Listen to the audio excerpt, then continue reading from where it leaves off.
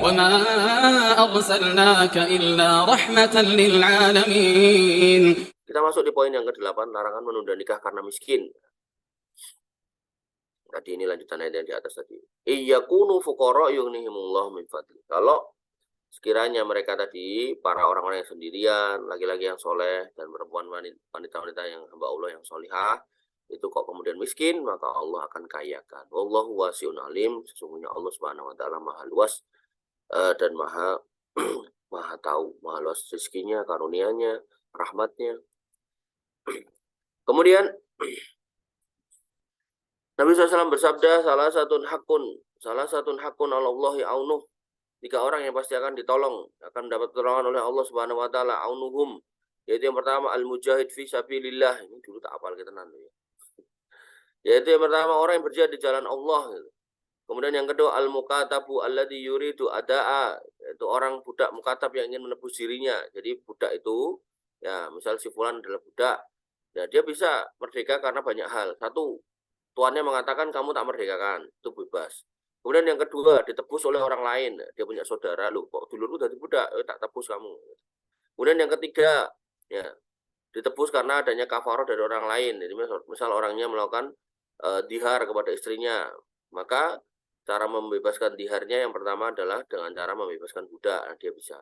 Nah, kemudian kok nggak ada yang peduli sama dia nih, yang nebus nggak ada, terus dia nunggu saudaranya juga nggak ada, yang melanggar syariat mau nebus pakai budak juga nggak ada. Nah, ternyata si budak ini punya akad sama tuannya, kerja dari jam 8 sampai jam 8 gitu kan. Nah, fisiknya kuat. Kemudian dia dari jam 8 malam waktu istirahat itu dia kerja lagi sampai jam 12 gitu. Entek-entekan sih. Nah, dia baru istirahat jam 1, jam 12 malam sampai pagi. Habis subuh gitu baru nanti kerja lagi sama tuannya itu. Nah, budak itu kalau kerja sama tuannya nggak dibayar, cuma dikasih makan doang. Nggak ada gaji, nggak ada apa gitu. Apalagi di sekolah nggak ada wajib gitu. Nggak wajib tuannya sekolahkan, malah nggak ada. Nah, maka budak ini karena dia pengen merdeka, gitu. Karena orang merdeka sama orang budak itu beda. Gitu. Maka karena dia pengen merdeka, maka dia ngomong sama tuannya, tuan, gitu kan, saya pulang dari sini saya tak kerja lagi, tak nyari sampingan, tak apa, gitu kan. Nanti saya cicil ya diri saya. Gitu. Ya. Nah, berapa saya harus tebus diri saya? Oh, 200 dinar misalnya. 200 dinar itu ya kalau 4 juta ya dikali 200 ya 800 juta, hampir 1 miliar ya. Baik tuan gitu. Akhirnya dia kerja tuh. Entah kerja sama orang, entah dagang, entah apa gitu kan. Dia cicil tuh, kasihin. Sejuta, sampai akhirnya terbebas 800 juta, bebas dia. Itulah budak mukatab. Maka orang yang ingin memerdekakan dirinya dengan cara seperti itu, insya Allah Allah akan bantu. Nah, ini yang ketiga nih. Wan nakihul ladzi yuridul afaf. Dan orang yang menikah demi menjaga kehormatan. Makanya kamu kalau nikah, jaga kehormatanmu. Artinya gini loh, kau pokoknya nikah? Enggak, biar aku enggak berzina mas. Nah, itu jawabannya yang benar itu kan. Maka apa yang terjadi? Hakun alallahi aunuhum. Maka pasti akan mendapatkan pertolongan dari Allah. Kalau bahasa saya selalu ke istri saya itu saya selalu bilang, ya kan namanya kita istilahnya bisnis ya, kadang ada duit, kadang-kadang enggak gitu kan. Enggak lah pas enggak ada duit, diminta duit gitu kan, diminta uang gitu kan. Ya jawaban kita sama istri saya, ya sabar aja gitu kan. Terus ya biasa wanita itu kan kalau kita suruh gitu kan, dia mau yang real-real gitu kan. Sabar sampai kapan gitu. Nanti kamu lah ngalamin. Kemudian ya saya ngomong sama dia gitu. Ya kalau sampai kapan ya nggak tahu, kita tunggu aja. Nanti Allah pasti akan memberikan pertolongan. Karena Allah nggak akan menyia-nyiakan kita, gitu kan, yang sudah berusaha untuk menjaga diri ini. Ya, apalagi dikasih anak itu udah pasti ada rezekinya, pasti wis toh. Kalau nggak ada ya berarti besok mati wis. Udah tet gitu. Jadi kalau nggak ada itu besok mati. Tapi kalau masih ada dikasih rezeki, berarti masih ada rezekinya. Jadi ibarat deposit itu depositnya udah ada gitu, tinggal kamu ngambil. Nah, cara ngambilnya macam-macam. Kalau itu pohon ya kamu harus manjat, ya kalau itu ternyata rezekinya ada di dalam lautan ya kamu harus nyelam gitu loh. Ternyata rezekinya ada di udara ya kamu harus terbang gitu kan. Ya. Maka hal-hal seperti ini ya yang harus difahami ya. Maksudnya rezeki itu dijemput gitu. Sebagaimana jodoh juga dijemput. Walaupun pada awalnya dicari. Tapi kalau udah ketemu ya dijemput. Gitu. Mana ada kamu duduk depan rumah terus tiba-tiba ada bapak bawa anak perempuan. Mas anakku PN ya nggak ada. Itu kan pengarap-arap wong males gitu kan. Maka seorang laki-laki harus giat, harus regep, harus fight gitu kan. Ini ngomongkan laki-laki. Perempuan juga sama. Nanti kalau nikah jadi istrinya orang ya harus sregep, harus rajin, jangan kemprot, jangan jorok, jangan males gitu. Ya kalau emang suaminya ada hal-hal yang kurang, gitu, rezekinya kurang, ya nggak apa-apa kamu bantu dia dagang, kamu bantu dia pelihara ayam atau apa kayak gitu. Nggak apa-apa untuk meringankan beban rumah tangga. Wallahu ta'ala alam. Kemudian Nabi SAW bersabda, tazawwajun nikah fa innahum ya'tinakum bil mal. Nikahilah wanita karena sesungguhnya mereka akan mendatangkan harta kepada kalian. Tuh. Ini malah saya baru baca di sini.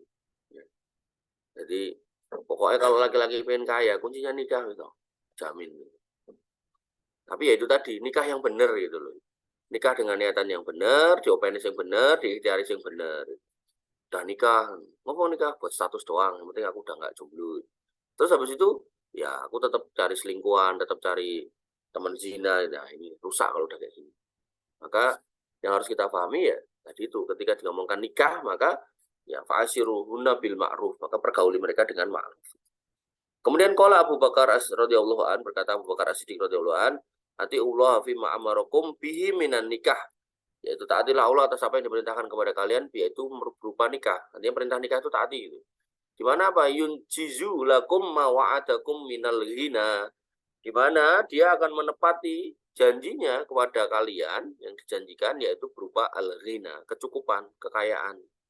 Qala ta'ala, Allah Subhanahu wa taala berfirman, "Iyyakunu fuqara", sekiranya mereka yang tadi jomblo, wanita-wanita yang sendirian, orang-orang soleh, wanita soleh perempuan yang sendirian, miskin, maka yughnihimullah min fadli, maka Allah akan cukupkan dari karunia-Nya. Innallaha wasi'un alim, sesungguhnya Allah maha luas karunia-Nya dan maha tahu kebutuhan kamu tuh apa tuh tahu. Wanifidina azani Allah wa iyyakum. Ini janji Allah ya. Jadi kalau kamu mau nikah, ya insya Allah pasti akan dicukupkan. Qala Umar radhiyallahu an, berkata Umar radhiyallahu an, ajibtu limani bataghal ghina bi ghairi nikah. Aku tuh merasa heran, ada orang yang nyari kekayaan tapi nggak mau nikah. Kok ketoknya aneh gitu loh. Artinya apa? Umar radhiyallahu anhu dengan perkataan yang lain atau dengan kalimat yang lain, dia ingin mengatakan, nek gue pengen sugih nikah gitu. Ya, karena banyak orang itu jadi kaya setelah nikah. Dan banyak orang nggak kaya-kaya karena nggak nikah. Tangga saya itu nikah tapi nggak kaya-kaya. Cek dulu. Oh ternyata dia pemalas, nggak kerja. Udah nggak kerja main judi lagi. Udah nggak kerja mabuk lagi. Udah nggak kerja, kerjaannya cuman mancing aja tiap hari. Ya kecuali yang dipancing ada ikan yang namanya mungkin ikan mas, tapi bukan cuman nama doang, tapi ikannya benar-benar pas diangkat tuh emas itu. Ya. Itu mungkin bisa kaya raya. Terus dipancing ya mung iwak greh. Apa jenenge? Lele gitu kan sekilo cuma 20.000 gitu. Kebayang kan kalau istilahnya misal sekilo piro to sekilo 20.000. Tangan di. Lele berapa Mbak sekilo? 27. Ya 27. Itu kan berarti kan kalau misal ya, misal hidup nyaman itu sehari dapat 300.000. Berarti kan paling enggak dia harus dapat 10 kilo lele. Lah pancing 10 kilo itu biar dapat 10 kilo itu kan logikanya biar dapat segitu kan kudune ning kolam lele kan, bukan di sungai kan. Nah, di sungai kok rasanya ra mungkin itu loh dapat 10 kilo. Sing eneng malah lele sing kae kuning-kuningnya. Jadi nggak mungkin gitu loh. Artinya apa? Orang kalau mau merumuskan kaya, udah nikah terus pengen kaya, itu cobalah cari pekerjaan-pekerjaan atau hal-hal yang sifatnya itu masuk akal itu. Masuk akal. Oh, yang masuk akal aja kadang nggak nyampe gitu, nggak terjadi gitu, sesuai yang kita bayangkan. Apalagi yang dikerjakan itu pekerjaan-pekerjaan yang dihitung-hitung aja nggak nyukup gitu. Tadi itu loh, mancing berjam-jam gitu kan. Saya kemarin bareng istri saya naik mobil gitu, depan saya itu ada pemancing. Malam-malam sebenarnya saya lewat. Dia cuma bawa ikan nila itu satu ekor tok. Nah, ngelihat peralatannya, perlengkapannya itu kayaknya habis mancing dari waduk Gajah Mungkur sana. Ya nilainya lumayan gede setelapak tangan. Tapi itu cuma seekor itu. Saya membayangkan berangkatnya, pulangnya, bensinnya itu nggak cucuk. Makanya kemarin saya mancing di kolam saya sendiri itu nggak nyampe sejam atau mungkin sejam lebih dikit lah itu. Itu dapat 6 ekor gede-gede gitu kan. Ya, artinya gini loh, kita harus pakai logika. Bisnis apa yang kira-kira atau usaha apa kira-kira atau kerjaan apa yang kira-kira bisa membuat kaya lah, gitu cara mikirnya. Jangan terus nikah terus kudu kaya, terus habis itu dia nggak merumuskan usaha apa, bisnis apa gitu kan. kerja apa gitu kan, tapi pengennya kaya gara-gara nikah gitu. Akhirnya ngelamun tok, ngayal tok ya salah juga gitu kan. Ya, maka kita harus benar-benar paham hadis ini maksudnya seperti apa. Maksudnya ya ikhtiar tadi itu. Wallahu azza wa jalla yaqul, kata Umar, padahal Allah Subhanahu wa taala itu berkata atau berfirman, iyakunu fuqara yughnihimullah min fadli. Kalau orang-orang beriman itu enggak punya duit, miskin-miskin ya toh, dan dia menikah, maka Allah akan cukupkan dari karunia. Qala Ibnu Abbas radhiyallahu anhu berkata, Allah Subhanahu bin nikah, Allah Subhanahu wa taala memerintahkan untuk nikah, wa raghabahum fi, dan mendorong kalian ya untuk melakukan pernikahan. Wa amarahum ayyuzawwiju ahrarahum wa abidahum, dan memerintahkan kalian untuk menikahi orang-orang yang merdeka dan budak-budaknya. Artinya apa? Kamu ngelirik wanita yang kaya boleh, kamu ngelirik wanita yang miskin boleh, kamu ngelirik wanita kota boleh, kamu ngelirik wanita desa ya boleh gitu kan. Enggak apa-apa. Nikah aja. Wa wa'adahum fi dzalikal ghina, dan Allah berjanji buat mereka yang mau nikah akan dikasihkan kecukupan. Faqala, dan Allah berfirman, iyakunu fuqara yughnihimullah min fadli. Kalau ya toh, mereka yang kamu nikahi atau kamu sendiri dalam kondisi miskin, maka akan kami cukupkan dengan karunia. Ya. Kemudian dikatakan lagi qala Ibnu Mas'ud radhiyallahu anhu berkata, iltamisul ghina fin nikah, carilah kecukupan, carilah kekayaan dengan menikah. Yaqulullah ta'ala, Allah Subhanahu wa taala berfirman, iyakunu fuqara yughnihimullah min fadlih. Ya, sekiranya kamu dalam kondisi miskin, maka Allah akan cukupkan keadaan kamu. Ini bidin azani Allah wa iyyakum. Silakan jika ada pertanyaan kirimkan kolom chat. Nah, kembali ke poin ini. Poin ini benar-benar saya sendiri secara pribadi mengalami gitu ya. Jadi saya paling senang tuh cerita itu ya saya atau orang yang ada di sekitar saya gitu. Maka hati-hati kamu kalau ada di sekitar saya. Jangan-jangan kamu nanti tak jadikan objek cerita. Gitu. Nah, saya sendiri mengalami. Jadi waktu saya minta ke orang tua saya, dalam hal ini bapak saya, untuk melamarkan istri saya nggak punya kerjaan. Dan bapak saya juga nggak mau melamarkan karena nggak punya kerjaan. Nah, ketika kemudian saya sampaikan, loh, bukannya Allah berjanji kalau kamu miskin, kalau mereka itu miskin, maka Allah akan mencukupkan rezeki itu. Bapak saya waktu itu ya marah. Marahnya gini loh, karena buat bapak saya itu dalil benar ada. Tapi bapak saya memahami anak sekarang itu nggak se-fighter anak-anak dulu gitu loh. Sehingga ketika dalil ini cuma digunakan, dibacakan, dipakai, tapi nggak dihayati, nggak diterapkan, bapak saya khawatir ya dengan nggak punya kerjaan, terus akhirnya ya tetap nganggur dan punya beban anak orang gitu kan. Nah, maka bapak saya mengatakan pada saya waktu itu, saya tahu dalil itu, nggak usah mbok ajari. Tapi saya nggak sanggup melihat kalau kamu yang lakukan. Karena mungkin bapak saya nggak percaya kalau saya akan berbuat atau bekerja atau giat dalam mencari nafkah itu. Sehingga saya untuk negosiasi yang lama itu bukan ke mertua, gitu, tapi ke orang tua.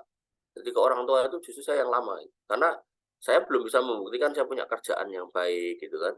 Nah, sehingga yang terjadi adalah nggak diizin-izinkan. Sampai akhirnya sebulan baru kemudian diizinkan. Dan saya menikah dengan posisi tidak punya kerjaan. Pengangguran gitu kan. Tapi ya alhamdulillah gitu kan. Atas izin Allah ya sesuai dengan janjinya gitu. Yang penting kita ikhtiar, ya maka sekarang kondisi saya juga nggak dalam kondisi miskin. Ya. Bahkan teman-teman seangkatan saya gitu kan, teman-teman ya kampung lah gitu. Itu banyak yang kemudian kalau ada urusan, ada kebutuhan yang nyari saya gitu. Butuh kerjaan yang nyari saya gitu. Maka hal-hal seperti ini yang harus kalian pahami gitu. Bahwasanya Allah itu kalau udah berjanji ya pasti benar janjinya, tinggal bagaimana kamu menyambut janji itu. Ya, kalau janjinya disambut dengan cara yang salah, ya niatan pernikahannya niatan-niatan yang salah, maka yang ada ya janji Allah itu nggak akan terjadi gitu. Ya, sebagaimana Allah berjanji Allah akan memberikan kemenangan kepada kaum muslimin. Tapi kok sekarang kita lihat banyak negeri kaum muslimin yang dikuasai orang-orang kafir gitu. Nah, harusnya kaum muslimin yang ada di situ bertanya, ada masalah apa? Gitu. Ternyata ketika kita masuk ke negeri-negeri itu, ternyata banyak kemusyrikan di situ. Ya Allah nggak mau bantu lah, kalian mendoakan Allah kok. Gitu. Ya sama kayak misal kita punya pasangan gitu, pasangan kita minta duit, minta harta kita gitu. Tapi kita tahu dia mengkhianati pernikahan dengan kita, ya masa kita mau ngasih gitu. Ya kalau ada ya itu berarti laki-laki yang aneh. menurut saya loh ya. Sehingga dalam hal ini kita harus introspeksi gitu. Ketika Allah sudah berjanji mau ngasih kecukupan buat orang yang nikah, kok kemudian kita masih susah hidup kita, ada apa sebenarnya? Jangan-jangan saya salah pilih model usaha. Kayak tadi yang tak bilang, ketika sehari itu misal hidup enak atau hidup nyaman atau hidup leluasa itu kalau penghasilannya misal 300.000. Nah, kalau itu dikontekan dengan ikan lele gitu kan. Itu sekitar tadi kalau 27.000 berarti sekitar 10 kilo. Nah, logikanya harusnya ya bukan didapat dari mancing di sungai. Jadi nggak ada profesi mancing di sungai kemudian dapat ikan lele 10 kilo. Ini kita ngomongkan tiap hari loh. Nggak ada. Berarti untuk dapat 10 kilo tiap hari dapat dari mana, Mas Angga? Jadi kalau misal hidup nyaman itu sehari dapatnya 300.000 itu baru nyaman. Nyaman itu maksudnya penak itu narkoso gitu kan. Dan itu harus didapatkan tiap hari. Berarti kalau sebulan ya 9 juta gitu kan. Terus kalau mancing gitu kan di sungai itu kan hampir-hampir nggak mungkin dapat ikan setiap hari 10 kilo. Kayak yang tak contohkan tadi sampai malam dapatnya cuma 1 ekor. Itu 1 ekor ya kira-kira cuma setengah kiloan atau mungkin 6 on 7 on itu. Itu hampir-hampir nggak mungkin dapat setiap hari 10 kilo. Nah, kalau memang kamu pengen rezekimu itu berasal dari perikanan, di mana setiap hari itu minimal 10 kilo, berarti didapatnya bukan dari mancing, tapi dari nernak sendiri. Gitu cara memahaminya. Cara merumuskan keadaannya itu gitu-gitu loh. Jadi kalau kamu emang cinta sama ikan, senang sama ikan, kita ngomongkan perikanan dulu gitu kan. Nah, maka kamu harus paham 300.000 itu nggak akan kamu dapatkan dengan cara mancing, nggak mungkin gitu loh. Kecuali kamu mancing di tengah lautan, mungkin dapat ikan paus lah, itu mungkin lah gitu. Tapi kalau konteksnya di sungai-sungai yang seperti yang sekarang, itu udah kelihatan. Kamu tinggal lihat aja para pemancing itu kalau pulang tuh bawa berapa sih? Kalau mereka bawa rata-rata 20 kilo, berarti aman, bisa kamu nyari nafkah Bu dari permancingan itu. Tapi kalau rata-rata cuma bawa seekor, setelah berjam-jam, bahkan mungkin nggak pulang gitu kan, ada yang sampai nginep di pinggir kali gitu kan. Nah, kalau itu yang terjadi, ya berarti rumusnya adalah jangan mencari nafkah dengan cara mancing di sungai. Nah, tapi aku tetap cinta masalah ikan, aku tetap pengen ngasih nafkah anak istriku dengan cara perikanan gitu kan. Ya, maka rumusnya kalau sehari 10 kilo, sebulan itu berarti 300 kilo, ya itu hanya didapatkan dari ternak sendiri. Ya, maka bikinlah kolam lelenya. Ya, sekilo itu isi berapa? Isi berapa, Mbak? Sekilo, Mbak? Hah? Nggak tahu loh. Waduh, nggak tahu tuku iwak enggak. Piro enggak? Oh. Nah, 15. Kalau sekilo itu isi 15, kalau 3 kilo berarti 45. 45 itu anggap jadi 50. 50 dikalikan 30 berarti itu 1.500. Berarti minimal ternakmu adalah 1.500 ekor gitu. Nah, karena lele itu ya kan panennya tiap 3 bulan berarti 1.500 kali 3, 4.500 ekor. Kalau 1.500 itu kolamnya 1 meter kali 2 meter, misal gitu kan. Ya berarti kamu harus punya kolam 3 meter kali 2 meter. Berarti harus punya tanah segitu ukurannya. Gitu cara ngitungnya. Baru kemudian insya Allah kamu kaya gitu. Bener nih kaya niatnya menjaga diri dari zina. Tapi yang salah adalah mempola usahanya apa? Usahanya mancing gitu. Yang untuk kayak buru-buru lele, untuk malah apa cedol cilik-cilik itu ya, tambah lama lagi itu 3 kilo banyak banget. Nah, dapetnya sapu-sapu nggak sebanding harganya. Wallahu taala alam ya. Jadi ketika kita membaca ayat-ayat seperti ini jangan cuma kita nuntut janji Allah ya, tapi kita juga harus menggunakan ya akal pikiran kita untuk menganalisa ya toh. Bagaimana janji itu bisa terwujud ya. Jangan kemudian cuma menuntut. Allah udah berjanji, jadi Allah harus dijatuhkan harta dari langit. Nggak kayak gitu ya cara bermain seorang yang punya akal itu nggak seperti itu. Wallahu taala alam. Demikian yang bisa kita sampaikan dan kita diskusikan. Kurang lebih mohon maaf. Assalamualaikum warahmatullahi wabarakatuh. Assalamualaikum warahmatullahi wabarakatuh.